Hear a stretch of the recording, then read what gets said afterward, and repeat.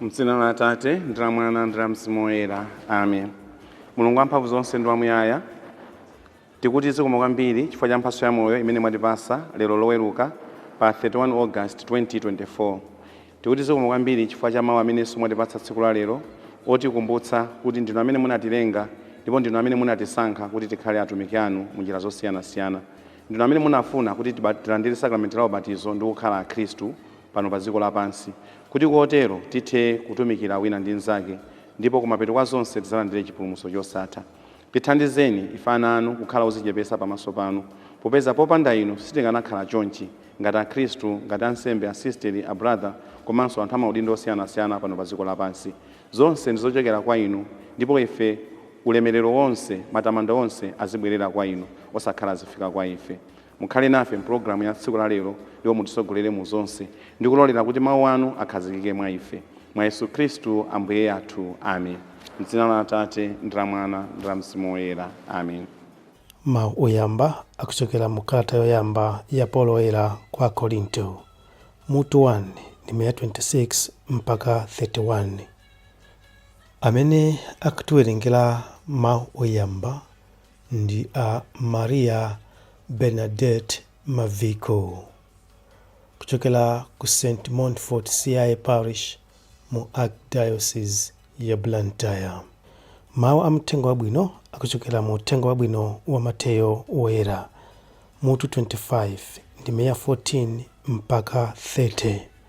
Amene akutiwerengera mawu amtengo wabwino komanso kutigawira mawu ndi Reverend Father Stephen Likhutcha kuchokera ku St. Ignatius Parish, Malawi Police Headquarters, Area 30 mu Archdiocese ya Lilongwe. Mawu oyamba. Mawu ankalata yoyamba ya Paulo woyera kwa Akorinto. Abale, taganizani mmene munalili pamene Mulungu adakuyitanani. Pakati panu panalibe ambiri amene anthu ankawayesa anzeru. Panalibenso ambiri amphamvu, kapena obadwa m'mabanja omveka. Koma Mulungu adasankha zimene anthu amaziyesa zopusa, kuti iye anyazitse nazo anthu anzeru. Adasankhanso zimene anthu amaziyesa zofowoka, kuti iye anyazitse nazo anthu amphamvu.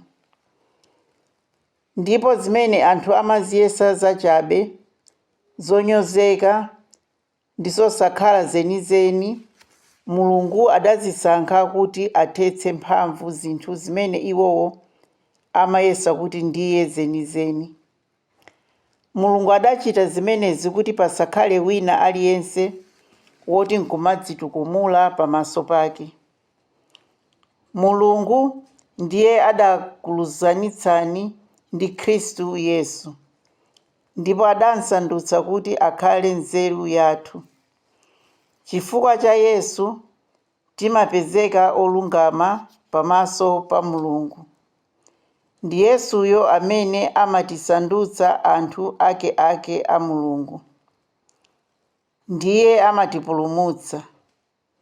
N'chifukwa chake monga malembo anenera, wofuna kunyada anyadire Ambuye. Mawu a Ambuye.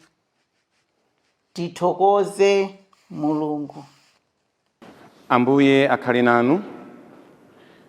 Mtenga wabwino monga adalembera Mateyo woyera. Mutu 25 kuyambira ndime ya 14 kulekeza ya 30. Pa nthawi yomweyo Yesu adati, za ufumu wakumwamba tingazifanizirenso motere. Munthu wina adapita pa ulendo, asananyamuke adayitana antchito ake nawasiyira chuma chake. Wina adampasa ndalama 5, wina 2, wina 1. Aliyense adampasa molingana ndi nzeru zake. iye nkuchokapo.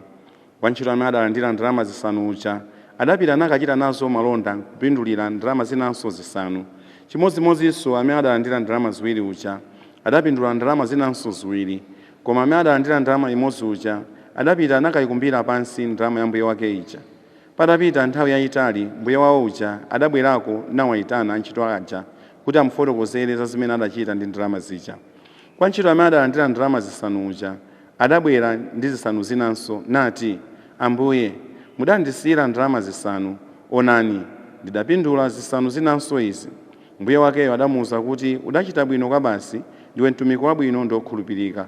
Tsono popeza kuti udakhulupirika pa zinthu zochepa, ndizakuyika kuti uziyang'anira zinthu zambiri. Bwera uzakondwere pamodzi ndi ine mbuye wako. Nayenso wantchito amene adalandira ndalama ziwiri uja adabwera nati, Ambuye, mudandisiyira ndalama ziwiri, onani ndidapindula ziwiri zinanso izi. Mbuye wakeyo adamuwuza kuti, udachita bwino, ndiwe mtumiki wabwino ndi wokhulupirika. Tsono popeza kuti udakhulupirika pa zinthu zochepa, ndizakuyika kuti uziyang'anira zinthu zambiri. Bwera uzakondwere pamodzi ndi ine mbuye wako. Nayenso amene adalandira ndalama imodzi uja adabwera nati, Ambuye, ine ndinkadziwa kuti inu ndinu munthu wankhwidzi, mumakolola kumene simunadzale, ndipo mumasonkhanitsa zinthu kumene simudafese mbewu. Ndiye ndinkachita mantha, choncho ndidakayikumbira pansi ndalama yanu ija. Nayi tsono ndalama yanuyo. Apo mbuye wake uja adamuwuza kuti, ndiwe wantchito woyipa ndi waulesi. Kani unkadziwa kuti ineyo ndimakolola kumene sindinadzale, ndipo ndimasonkhanitsa zinthu kumene sindidafese mbewu? Tsono tu udayenera kukayika ku banki ndalama yangayo, ine pobwera ndikadazayilandira pamodzi ndi chiwongoladzanja chake. Mlandeni ndalamayi muyipereke kwa amene ali ndi ndalama khumiyo. Pajatu aliyense amene ali ndi kanthu azamuonjezera zina, choncho azakhala ndi zochuluka koposa. Koma amene alibe kanthu, ngakhale kamene ali nakoko adzamulandabe. Tsono mtumiki wopanda pakeyo kamponyeni kunja ku mdima, kumeneko azikalira ndi kukukuta mano. Mthenga wa Ambuye. Abale anga okondeka mwa Ambuye, lero loweruka pa 31 August 2024, Ambuye Mulungu afuna tikumbuse zinthu zingapo zofunikira kwambiri pa moyo wathu wa tsiku ndi tsiku. Poyambirira, Mulungu ndi amene anatilenga. Kachiwiri, Mulungu ndi amene watiyitana kuti tigwire ntchito yake. Kachitatu, Mulungu ndi amene amatifunira zabwino pa moyo wathu wa tsiku ndi tsiku, ndipo akuyembekezera kuti ifeyo ngati ana ake amene tinalengedwa ndipo anatipasa maudindo ena osiyanasiyana, tizakhala tikuchita kufuna kwake kwa Mulunguyo ndi kukwaniritsa maudindo athu moyenderera, popeza iyeyi watisankha ndiyeyo kuti tigwire ntchito yotumikira anthu ena kuti alandire chipulumutso chosatha. Kuchokera mmawu athu oyambirira, Paulo woyera mukalata yake ya ku Akorinto akuwakumbutsa anthu amene anali atsogoleri komanso akhristu oyambirira kuti Mulungu ndiye amene adawasankha, ndipo adawasankha kuchokera ku zinthu zimene sizinali zinthu zabwino. Anali anthu opanda pakepake, anthu osadziwika, koma chifukwa kuti Mulungu anawasankha ndipo anthu aja akutumikira apasidwa maudindo osiyanasiyana, pano ndi anthu aulemerero wawo, anthu odziwika. Mulungu ndi amene watipasa maulemerero amene tili nawo. Popanda Mulungu kupereka zonsezi kwa ife sitikanakhala chonchi. Maudindo onse amene tili nawo, kati tili pa banja limene tili nalo, kati timagwira ntchito zotani, ntchito zimene timazigwira ziya, ndikufuna kwa Ambuye Mulungu kuti tikhale pangati pamene pachi. Ndiye tizikumbukira kuna kuti without him we wouldn't have been there. And because he is the one who has given us all the things that are around us, ife tikuyenera kupereka matamando, tikuyenera kupereka mayamiko kwa Mulungu nthawi ina iliyonse. We should not allow self-glorification. We should always allow people to glorify God, to give praises to the Lord God, and also to thank God for whatever we are experiencing in this life here and now. Because without him, we wouldn't have been as we are today. Choncho tieni, kuchokera mmawu athu oyambirira, tizindikire kuti kuzera mu chikondi, chifundo, chisoni, komanso kukoma mtima kwa Ambuye Mulungu, lero tili chonchi monga momwe tililimu. Tikupezeka kumalo osiyanasiyana malingana ndi chikondi komanso chifundo cha Ambuye Mulungu. Izi tisazipepuse ayi, ndi chifuniro cha Ambuye Mulungu, ndipo ife tikuyenera kupitiriza kumtumikira Mulungu, kugwira ntchito yonkomera Mulungu, kunena kuti zimene tikuyenera kukwaniritsa pakati pa anthu amene Mulungu watituma kuti ntchito imene tigwire moyenerera tizikwanise mosavuta. tizikumbukira mulungu ndi amene adatisankha, ndiwo mulungu adasankha zinthu zimene anthu amazisankha ngati ndi zopusa kuti zikhale zinthu zapamwamba, zinthu zimene amaziona kuti ndi zinthu zotsika kuna kuti zikhale zinthu zapamwamba. Choncho ifeyo sitikuyenera kunyozera zinthu zanga zimenezo, tikuyenera kukumbukira kuti ndi mulungu amene amafuna kuti zonsezi zikhalepo. Kuchokera mu uthenga wathu wabwino, mulunguso akutionetsanso mphamvu inanso yapadera kapena chinthu chinanso chapadera, kunena kuti God has given us different talents for us to use them, to utilize them, kuna kuti zibweretse zinthu zina zosiyana-siyana pamaso pa Ambuye Mulungu. Akunena kuti anthu atatu, wina anapasidwa zinthu zokwanira 5, mwina kapena ndi 500,000, wina 200,000, mwina 100,000. Wa 500,000 anapanga invest, 200,000 anapanga invest, wina uja anangona kuti angokumbira pansi.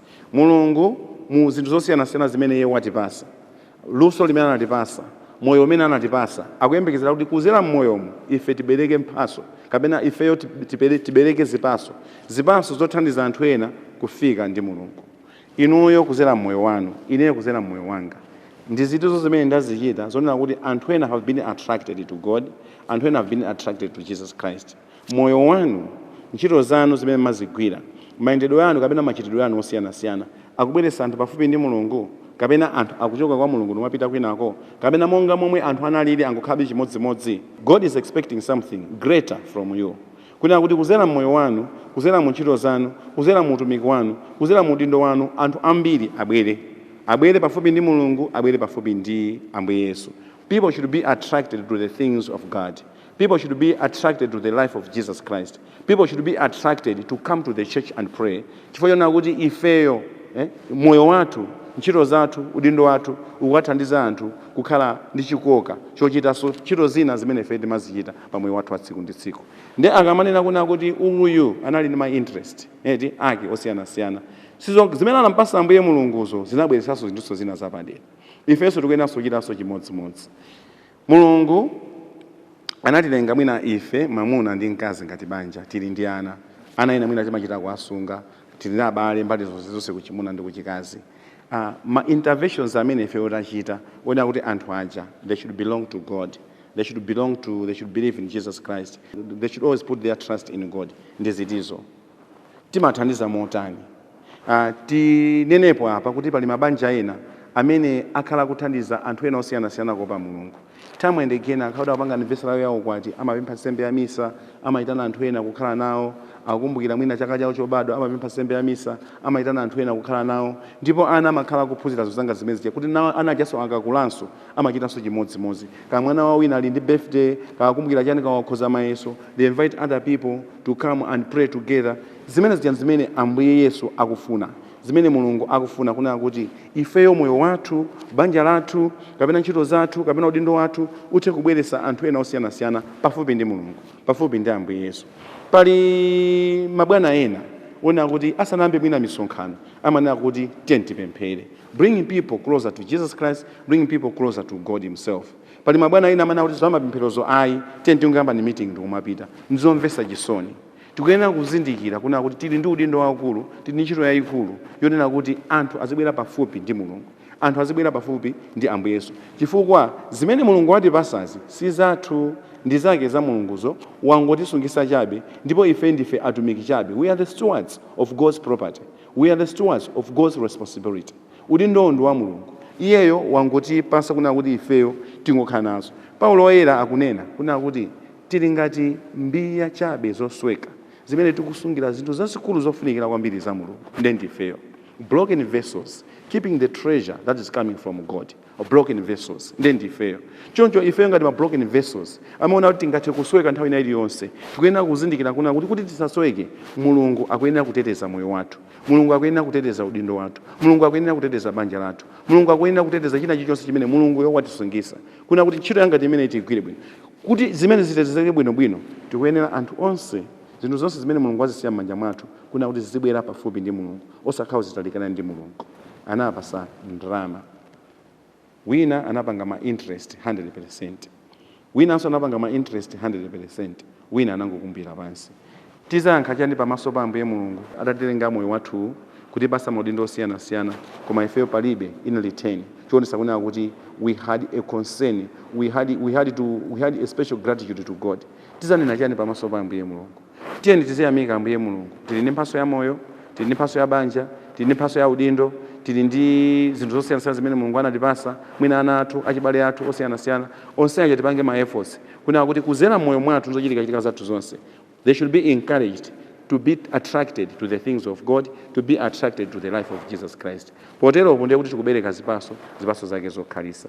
Tikumbukire, it is God who chose us, who created us and made us become what we are today.